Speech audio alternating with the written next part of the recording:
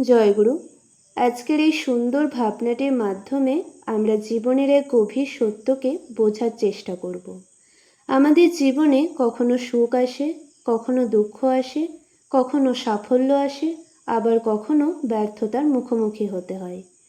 কিন্তু এই প্রতিটি পরিস্থিতিতে আমাদের মনের ভাবনাই ঠিক করে দেয় আমরা কতটা শক্ত থাকব। শ্রী শ্রী ঠাকুর বলেছেন, দুর্বলতার সময় সুন্দর ও সবলতার চিন্তা করো, আর অহংকারের সময় নিজের প্রিয় ও দীনতার চিন্তা করো। মানসিক স্বাস্থ্য অক্ষুণ্ণ থাকবে। এই ছোট্ট কথার মধ্যেই লুকিয়ে আছে জীবনের এক বিরাট শিক্ষা।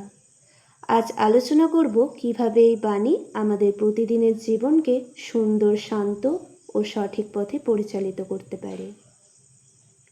জীবনে এমন অনেক সময় আসে যখন আমরা ভেঙে পড়ি, মনে হয় আর কিছু করার নেই, চারপাশের পরিস্থিতি আমাদের বিরুদ্ধে যাচ্ছে। সেই কঠিন মুহূর্তে যদি আমরা শুধু নিজের ব্যর্থতা, কষ্ট আর সমস্যার কথাই ভাবতে থাকি, তাহলে মন আরও দুর্বল হয়ে যায়। কিন্তু সেই সময় যদি আমরা নিজের ভেতরের শক্তির কথা মনে করি, ভালো দিনের আশা রাখি, সুন্দর চিন্তা করি, তাহলে সেই ভাবনাই আমাদের নতুন করে পথ চলার শক্তি দেয়। কারণ মানুষের মন যেমন চিন্তা করে, জীবনও অনেকটা সেই পথেই এগোয়।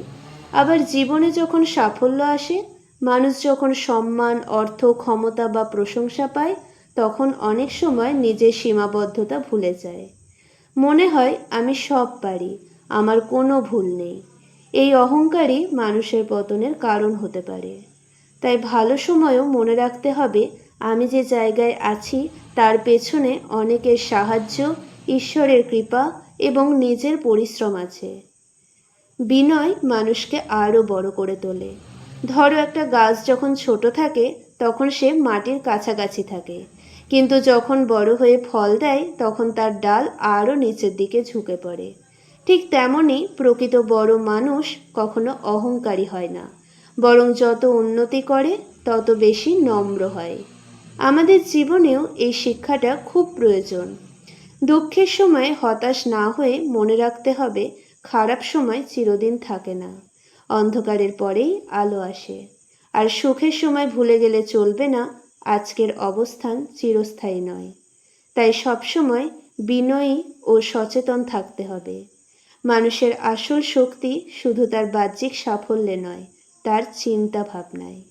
দুর্বল মুহূর্তে সুন্দর চিন্তা মনকে বাঁচিয়ে রাখে, আর শক্তিশালী মুহূর্তে বিনয় মানুষকে সঠিক পথে রাখে।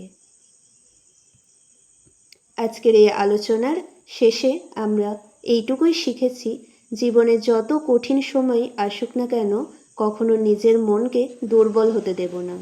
সুন্দর চিন্তা, ভালো আশা আর বিশ্বাসের শক্তি দিয়ে প্রতিটি পরিস্থিতির মোকাবেলা করতে হবে। আর যখন জীবনে সাফল্য, সম্মান, সুখ আসবে, তখন যেন অহংকার আমাদের স্পর্শ না করে। কৃতজ্ঞতা আর নম্রতাই যেন আমাদের জীবনের অলংকার হয়। কারণ একজন মানুষের প্রকৃত পরিচয় তার সম্পদ বা সাফল্যে নয়, তার চিন্তা, ব্যবহার ও চরিত্রে।